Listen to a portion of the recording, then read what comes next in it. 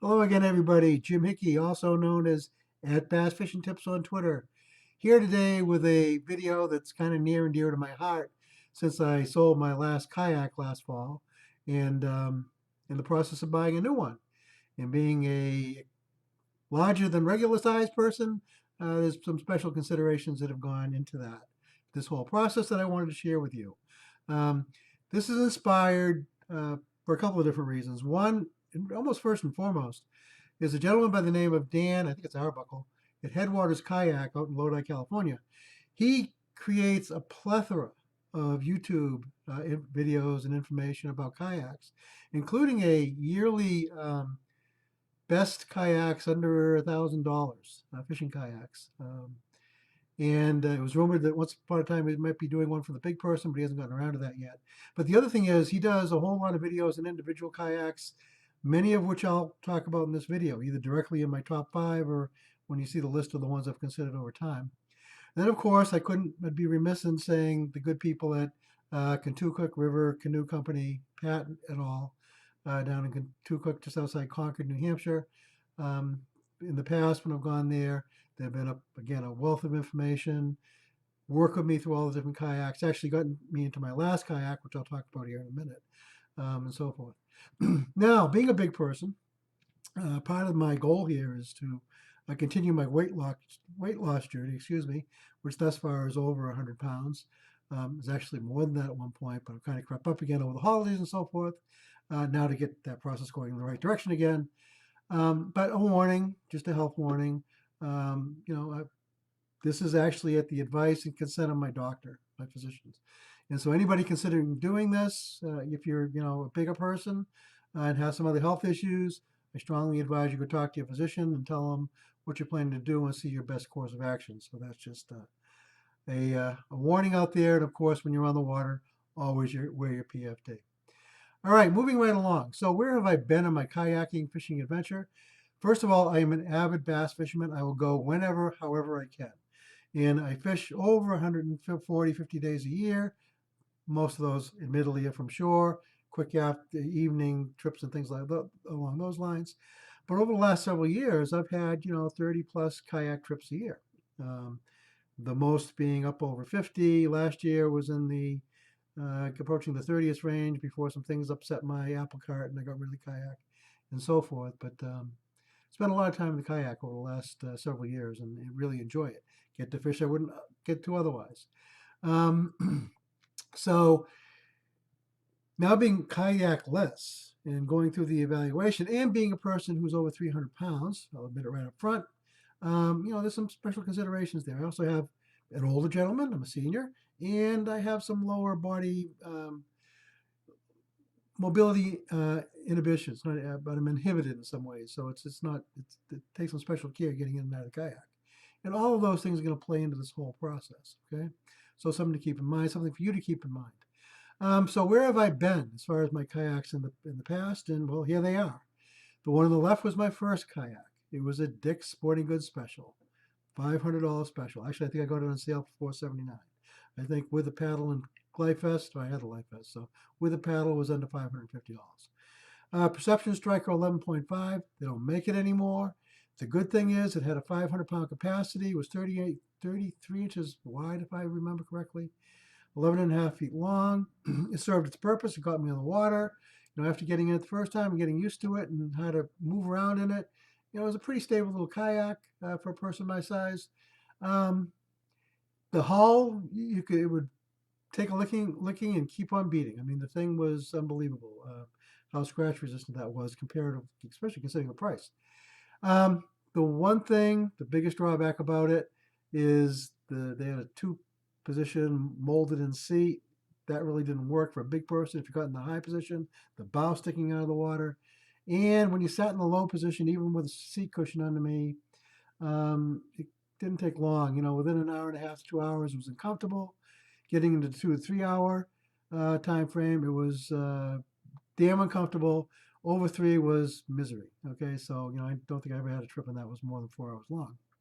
So after a couple of years and many trips in that, I moved forward and went to my next kayak, which actually I was considering. Excuse me, getting over cold here. When I bought the Perception, but I didn't want to invest that much money yet because I hadn't kayak fished. So I went upgraded, if you will, to the Lure, the feel-free Lure 11.5. Now this was one of several that Pat down at Katuka walked me through when I actually went through this decision process.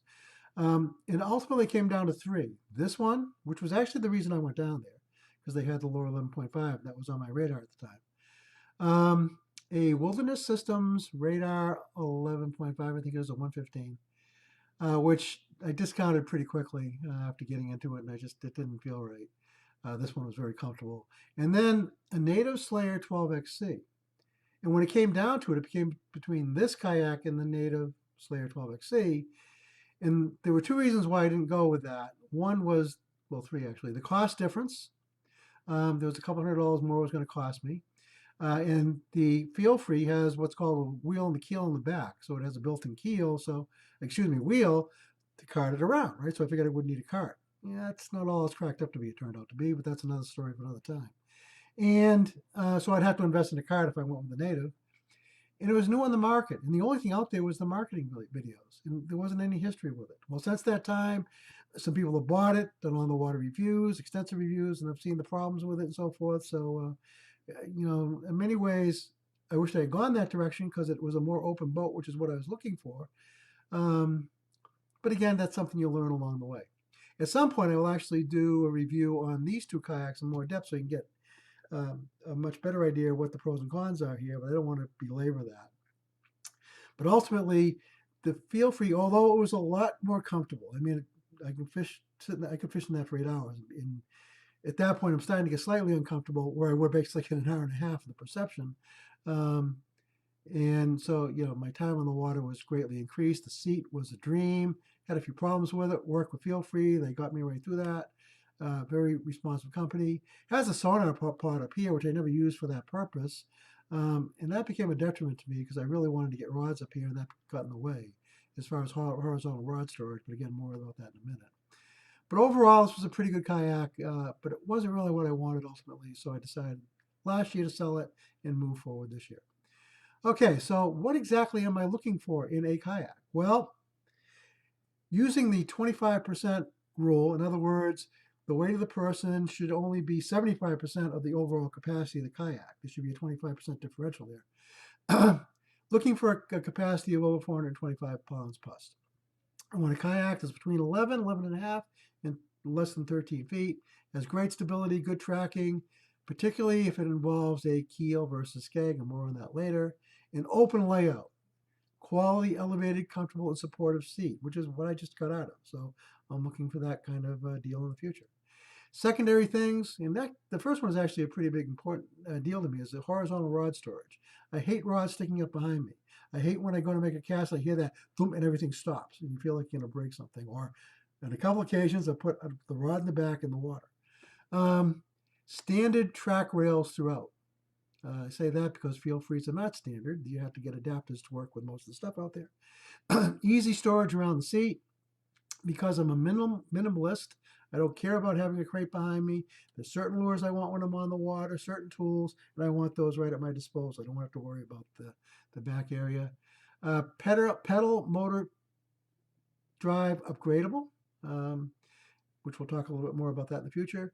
Power pole or motor ready. Basically, I'm thinking about the back of the kayak now, and it'd be great if it had a paddle park, although most of the ones I'm looking at now do not. So anyways, so I came down to 5, and it really comes down to a tie between two for the first position, 1 in the second position, and a tie between 2 in the third position. Okay, so moving right along is another kayak that I've actually been considering since the first day I ever thought about getting into kayaking, and that's the Nucanoe Frontier 12. The best part about this is part of their issue, I guess, in the past has been their seating arrangement. They have a whole new seating arrangement this year, which is supposed to be a lot stronger.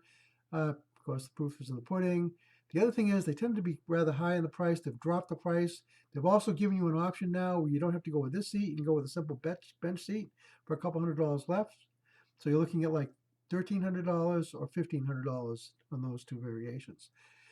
It is the highest capacity kayak that I've got under consideration, 650 pounds, but one of the widest, if not the widest, out there on the market. A lot of people say it's a tank paddling it. Other people say it isn't if you get the right paddle. I've been in slow kayaks so far, so I'm not worried about that. And it's 12 foot long, so it fits within that thing. Has a place for horizontal rod storage both along the side, coming up here to the front, and even out here going up into the deck area.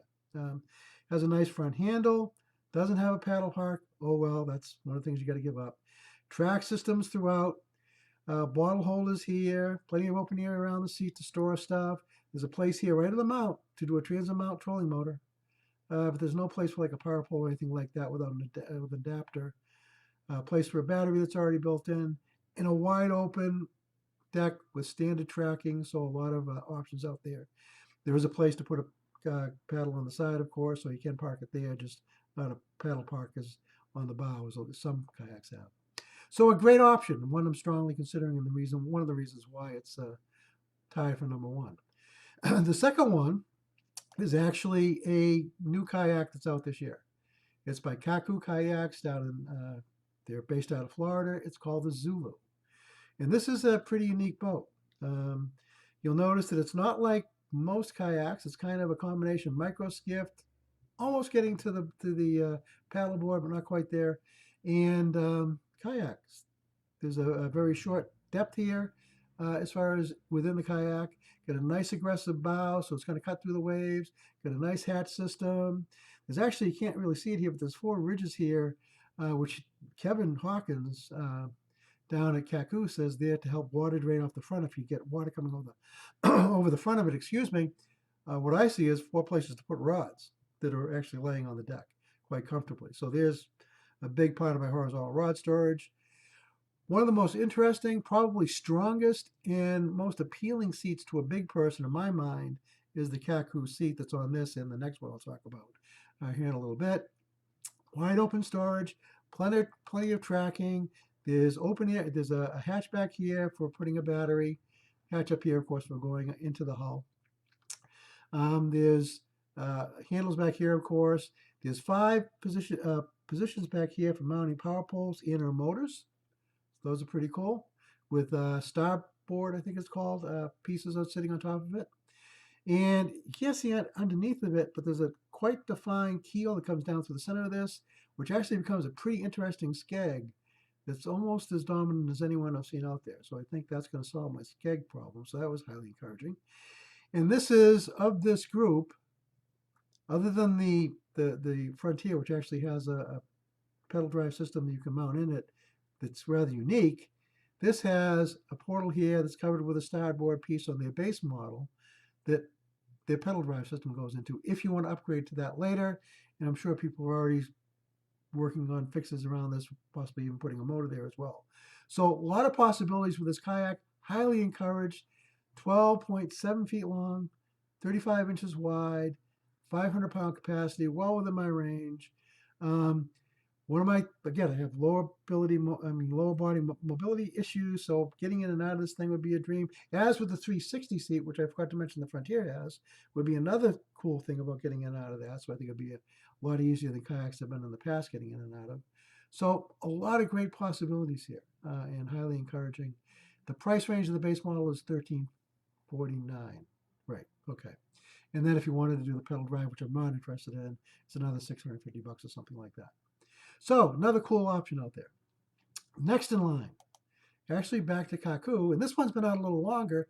This is more like a paddleboard, but it's not. It's somewhere between a paddleboard and a kayak and getting a micro skiff again. The front isn't as aggressive. It's the Voodoo. It isn't as deep as it was. Has the same seat, which is really cool. Has places again back here to mount power poles and mount motors. Under subdeck storage, places to store stuff up front. Plenty of tracking all around it. So another potential option that's out there. My greatest concern here, again, because I want some horizontal rod storage, if I just set them on the deck here, coming up here, there isn't much of a lip here to keep them from possibly sliding out. So I'm kind of leaning against that for that reason, although there's some things I could rig to probably help prevent that. And it's a pretty stable boat, so I don't think, maybe it's an issue, but, inadvertently kicking something. I've had to chase rods in the water before. I don't want to have to do it again. So that's the greatest hesitancy there. The other greatest hesitancy I have with Kaku is the nearest dealer for me is 500 miles from here. So I'm not. I can do a lot of research. There's a lot of great videos, even on the new Zulu. There's on the water demos, on the water reviews already for this thing, even though it's only been out since September. And that's lacking in some of the other ones that I'm going to talk about here in a minute. So, highly considered. Again, the greatest deficit here, or deficiency, is the fact that I can't actually get into it or get on it because by the time I drive back and forth to Pennsylvania, it kind of is going to be cost prohibitive. So, anyways, we'll see how that all works out. Maybe I can convince myself that like the Zulu will work. I'll just order it. We'll see what the future holds. Okay, next on the list, and this is again tied for the third position, is another new kayak that's coming out this year, but from Jackson, and that's the Yupik. I'm not going to go into the history where they get the name, but you'll notice this is a wide open boat. It comes with a cup holder. It comes with a rod holder, I think, if I recall, with seat pegs. Does have a paddle park up here. Has plenty of tracking all around it. A seat that can go up and down. You can get a second person in it. Wide open, place to put a battery, place to stage a motor motor or I should say, power pole in the back. Molded in handles front and aft, which is something I really like. Lots of possibility. Tackle storage on the side. Cost I think is $12.99. It's just over 12 feet long, 35 inches, excuse me, wide, 425 capacity. Yes, and $12.99. Retail price, suggested retail price. And my local dealer down in Kentucky happens to carry that. And then the other one that I was considering the last time around, and was down to this, is the Native Slayer 12XC, which is still on my list. And if you go through my list of primary and secondary features that I want, this has virtually all of them. Okay, so it's one of the reasons why I got it here. And even though as you look at this, you say, well, this isn't a wide open deck. This sonar console actually comes out and they provide you a plate to put in its place that opens up this whole area. Now, it's still not as open as the other boats I'm looking at by comparison, but again, it's got all these other features and it's still a strong contender. And even though it doesn't have a strong keel here, that going down the side, it does have this retractable skeg, though I have seen where one person actually got to break it inadvertently. He said it was his fault, but something to bear in mind. There is a place in the back for power pole, indoor motor, etc. So anyways, another strong contender is the Slayer 12XC. It is just over 12 feet long, 36.5 inches wide, has a 500-pound capacity, so it all fits within my realm of what I'm looking for, and has a price tag suggested of $14.99. Again, if I recall. Now, these weren't the only kayaks that I went through. In addition to the Lure 11.5, which I've already been in, the 13.5, they've revamped these things and lowered the price this year, so that's interesting. I put the Big Fish 120 on here by Three Waters, even though it has a 400-pound capacity, because I know people that are well over that are in it very comfortable and stable. As a matter of fact, given the dimensions of this thing and it's the volume of it, I'm considering why it only has a 400-pound capacity. But anyway, the Moken 12.5 version 2, feel free, which is just out. These three are all reasonably priced nowadays. The next three, the Jackson Mayflyer, Big Rig, and Kilroy, basically in my mind are all priced out of my price range, so I didn't go much further with those, and that we'll just leave it at that. The Sea Ghost 130 got discounted because it has a sonar pod that goes the full length of the cockpit and is not removable. The Vibe Shearwater, which is a new boat coming out this year, which again is one of those ones we can buy the base model that's wide open and put in a motor or a pedal drive if you so desire, but it's still in its marketing phase. They're still trying to pre-sell it, and the delivery date's been pushed back, so I took that contention. The three bona fides, the RS 117, 127, and 107 could all work, but there's just features I didn't like about them. The Radar 115 I already been through. The Attack 112 is actually kind of at the edge of the weight range. Wilderness Systems is also supposed to be introducing a new kayak this year, the Patrol 120, but that's up in the air. The Old Town Topwater 120 I strongly considered last year, but it just wasn't open enough for me on the deck, and it seemed I was a little cramped. The Field and Stream Shadowcaster by Dex, kind of the predecessor to the Feel Free Lure. I've already been there, done that, didn't want to go back. Bass Pro Shop Ascend H12, which is their hybrid sit-in. The other ones didn't work for me at all. Crescent Kayak Light Tackle, the Ocean Kayak Big Water, Diablo, Amigo, and a couple more Seagulls. Again, for various reasons, I went through those and just kind of did away with them. But I wanted to put them in the list so that you can see what's going on. And, if you're going to consider these things, take that into account. All right. Well, I hope that gives you something to think about. Thank you for watching. Please consider giving me a follow on Twitter at Bass Fishing Tips, on Facebook at Bass Fishing Tips and Tactics. Tight lines and full limits, everybody. Be safe out there. Enjoy your search and good luck with it. Have a wonderful day.